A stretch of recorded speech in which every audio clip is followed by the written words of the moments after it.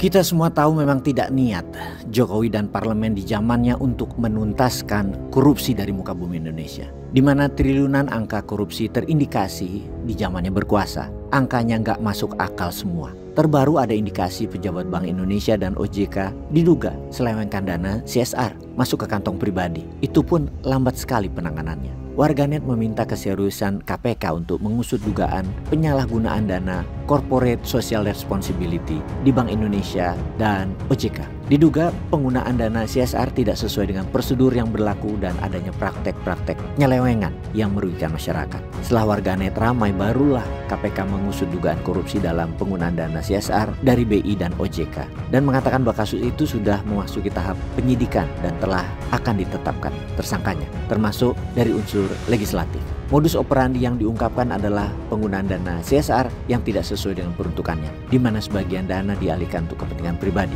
Harusnya dana yang disalurkan adalah benar-benar untuk kepentingan publik, namun diduga justru dialihkan untuk kepentingan pribadi oleh oknum. Ini sudah keterlaluan karena dana CSR adalah dana tanggung jawab sosial untuk rakyat. Kok sampai-sampainya tega dikorupsi? Demikian komentar warganet. Dana CSR apalagi yang berasal dari lembaga negara seharusnya digunakan untuk tujuan-tujuan yang jelas seperti program beasiswa, bantuan UKM, atau pembangunan fasilitas sosial seperti rumah ibadah. Intinya siapapun pejabat negara baik yang eksekutif maupun legislatif yang terindikasi terlibat korupsi dana CSR tersebut memang harus segera diungkap, bahkan ditangkap. Tapi memang sih, meluasnya kasus korupsi yang terus terjadi di Republik ini membuat pengesahan Undang-Undang RUU Perampasan Aset menjadi sangat penting dan harus disegerakan. Namun mengapa Jokowi dan rezimnya tidak melakukannya? Itulah citra buruk Jokowi yang sedang diusahakan dipoles agar terlihat cantik, namun dia pasti gagal. Kepada Prabowo sekarang, warganet bergantung dan mendesak RUU Perampasan Aset segera disahkan menjadi undang-undang. Karena kenyataannya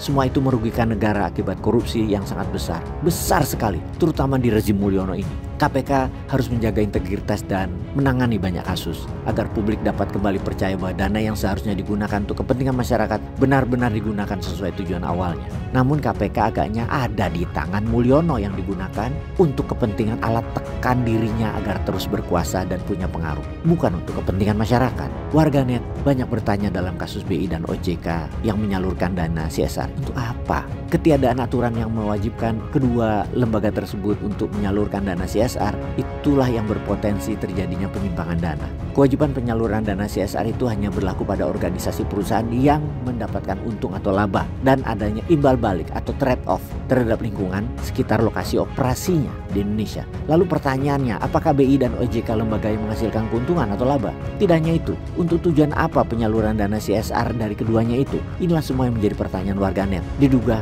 korupsi itu masuk ke kantong pribadi jajaran petinggi BI dan OJK. Karena setahu kita, BI dan OJK bukanlah perusahaan dan korporasi untuk melakukan penyaluran dana CSR.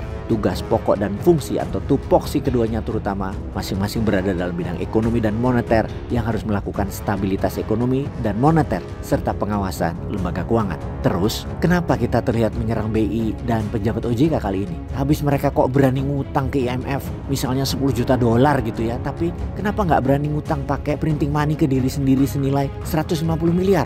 Otaknya kita nggak nyampe atau BI budak IMF? Nanya ini loh, jangan misu-misu. Hutang kok ke negara lain, hutang kok pakai uang orang lain. Gimana sih? Peace.